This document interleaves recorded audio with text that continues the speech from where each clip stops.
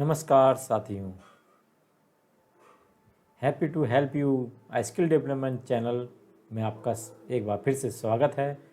मैं K Singh Raghuvanshi, a business coach, financial, investment, legal and advisor आपका इस चैनल में स्वागत करता हूं। चैनल को लाइक, सब्सक्राइब और शेयर ज़रूर करें ताकि आपको नए व्यापार करने अथवा रिटेल स्टोर में नौकरी प्राप्त करने में सहायता प्राप्त हो सके, जिससे आप अपना व्यापार अथवा नौकरी सफलतापूर्वक कर सकें और जीवन में सफल हो सकें।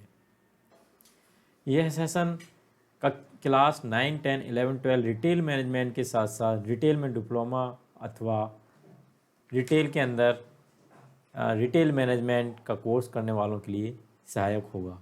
तो चलिए शुरू करते हैं अपने सेशन में। आज का टॉपिक है उपभोक्ता व्यवहार।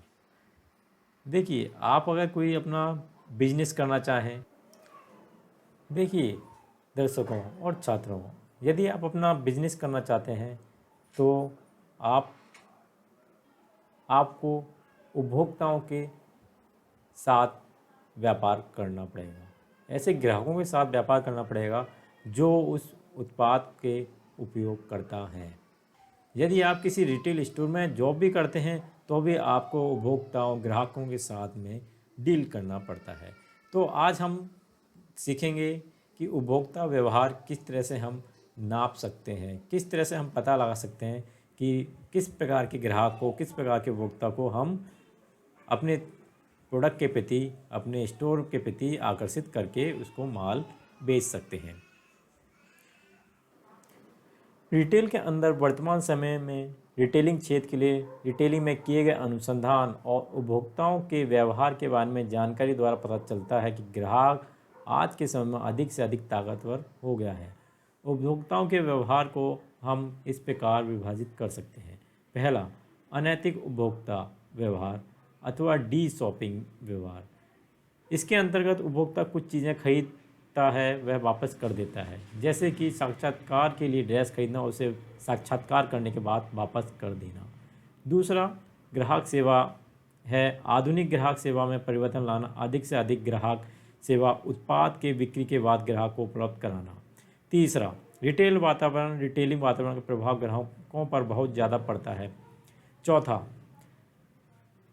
स्वतंत्र ग्राहक सेवाएं। रिटेलर के पास ग्राहकों के साथ बेहतर विशेषज्ञता और नज़दीकी का संबंध होना चाहिए। पाँचवा, पुरुष एवं महिला शॉपिंग व्यवहार। पुरुषों और महिलाओं के शॉपिंग व्यवहार में अंतर होता है, उनकी रिक्वायरमेंट अलग अलग होती है। महिलाओं और पुरुषों की रिक्वायरमेंट अलग अलग होती है, उनका अंतर होता है शॉपिंग करने के तरीके में, उसका रिटेलर को ध्यान रखना चाहिए। ऑनलाइन ग्राहक व्यवहार, इसके द्वारा भी शॉपिंग में आसानी वृद्धि हुई है, लेकिन अभी भी अनुसंधान आवश्यक है।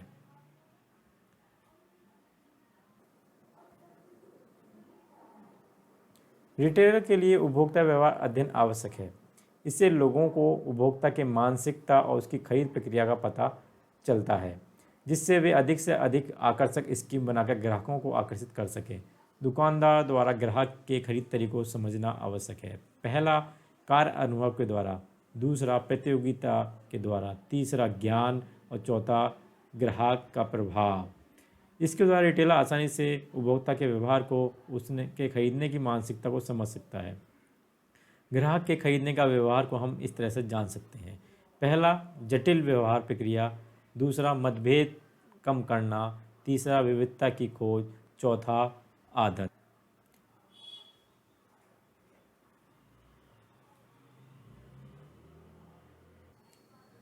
प्रथम के अंतर्गत जटिल खरीद व्यवहार।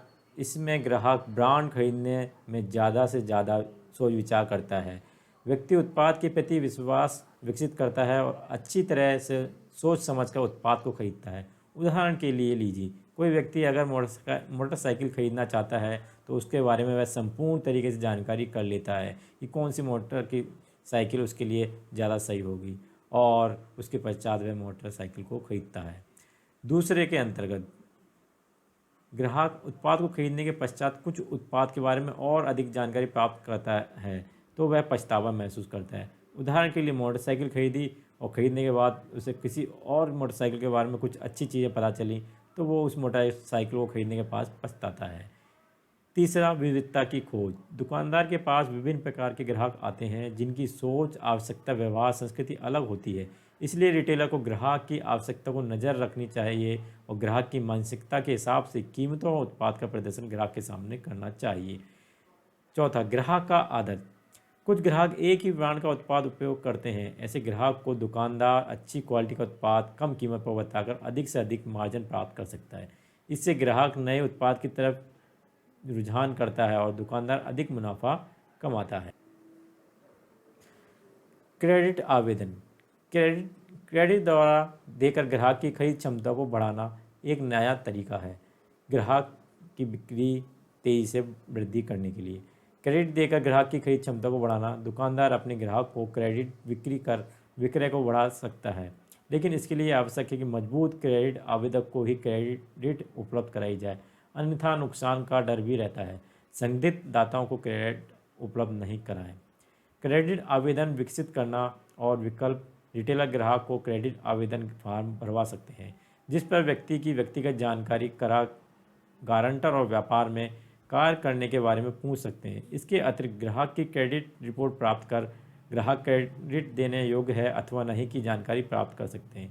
इसके अतिरिक्त ग्राहक से गारंटर के हस्ताक्षर भी करवा सकते हैं। इसके पश्चात ही रिटेलर क्रेडिट आवेदन स्वीकार करें, अन्यथा नुकसान की संभावना ज़्यादा होगी। रिक्त स्थान भरें। छात्रों के लिए है ये, दर्शकों के लिए जो समझना चाहते थे वो इसको वापस से देख के समझ सकते हैं। इस छात्रों के लिए रिक्त स्थान भरें। पहला, ग्राहक सेवा की एक सही समझ ग्राहक को समझाने मदद कर मिलती है। दूसरा, उपभोक्ता के बिना रिटेलिंग का कोई अर्थ नहीं। तीसरा, जटिल व्यवहार तब देखा जाता है जब ग्राहक खरीदने में बहुत अधिक खो जाता है। चुने हुए ग्राहकों को क्रेडिट देकर बिक्री बढ़ाई जा सकती है। पाँचवां, ग्राहक को भुगतान में छूट देने से संदिग्ध होने अथवा नकद के आने जाने में कमी होने का जोखिम बढ़ जाता है। छठा, उपभोक्ता अवलोकन साक्षात्कार प्रयोग के माध्यम से ग्राहकों का तरीकों का अध्ययन कर सकते हैं। सातवां, जटिल प्रक्रिया ग्राहक खरीद व्यवहार का रूप है। आठवां, एप्लीकेशन को पूरा करना। इसमें पूर्ण व्यवसाय और व्यक्तिगत संपर्क विवरण देने का अनुरोध किया जाता है, जिसमें ट्रेडिंग नामक क्रेडिट गारंटी रेफर करने वाले का नाम शामिल होता है। उपभोक्ता और ग्राहक के बीच आप अंतर जरूर समझ लीजिए। ग्राहक उत्पाद को खरीदता है तब बनता है और जो उत्पाद खरीदने के बाद उपयोग करता है वह उपभोक्ता कहलाता है।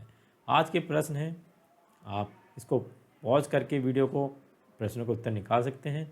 व्यवहार से आप क्या समझते हैं? ग्राहक व्यवहार से, उपभोक्ता व्यवहार से आप क्या समझते हैं? दूसरा, ग्राहक खरीद क्रेडिट आवेदन प्रक्रिया को किस तरह भरा जाएगा?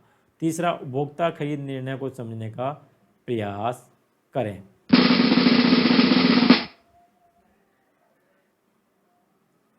Happy to help you skill development channel में आपका स्वागत है। K Singh Raghuvanshi, business coach, financial, investment, legal adviser. Channel को लाइक, शेयर एंड सब्सक्राइब ज़रूर करें ताकि अधिक से अधिक आप इससे लाभ ले सकें और साथ में आपके जान पहचान वाले भी कुछ ना कुछ